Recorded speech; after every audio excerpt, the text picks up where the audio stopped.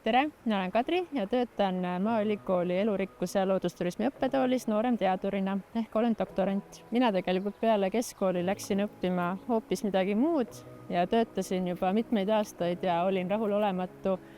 ja otsisin endale uut eriala. Nii et kohe, kui ma selle õppekava avastasin, siis ka kandideerisin ja läksin samal aastal bakalaureuseõppesse õppima. Ja ma ütleks, et see oli mu elu üks parimaid otsuseid, et täielik kannapööre ja sealt edasi olen ikkagi saanud tegeleda ainult selliste teemadega, mis mind päriselt on huvitanud. Ma arvan, et see ülesehitus oli minu jaoks hästi sobiv, et seal oli väga palju praktilisi aineid, kus sa saidki käia õues, õppida erinevaid looduselemente, aga saada ka suuremat arusaamist, kuidas loodus töötab. Väga tore väljend on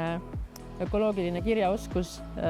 mis ma arvan on see, mis seal selle õppe jooksul on kõige suurema arengu läbi teinud. Täna ma uurin põhimõtteliselt, mida inimesed looduses teevad, et seda võib nimetada ka rekreatsiooniökoloogiaks, aga põhimõtteliselt siis, mida inimesed looduses teevad, miks nad seal käivad, kuidas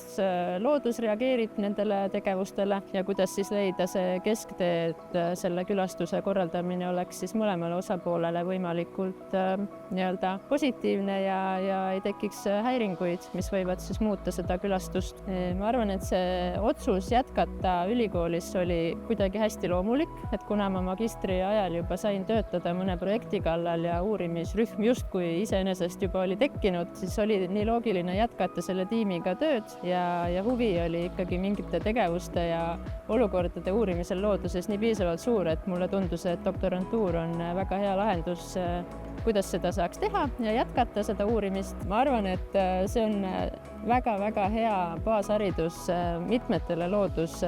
erialadele, kuna see annab tõesti väga suure ülevaate sellest, milline Eesti loodus on, kuidas see töötab ja sa saad väga palju olla õues, õppida praktiliselt, kuidas asjad käivad ja see ei tähenda, et peab hakkama loodusgiidiks, vaid see annab väga suure võimaluse loodusvaldkonnas üleüldisemalt ka edasi liikuda.